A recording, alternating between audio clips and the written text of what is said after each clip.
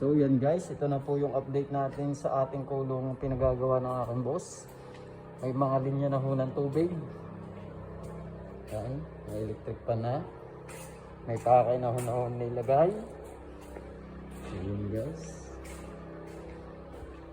Yan, may mga painuman ho dyan. Yan. Di ba ho, tatlong kainuman sa isang kulungan na nilagay guys. Kaya po nito, tingin na po.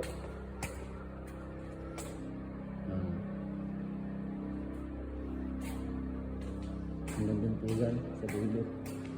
Tingnan natin. May mga electric pa na. Yung mga pakainan. Mga automatic feeder. So malapit-lapit na ho siyang matapos. So yun lang.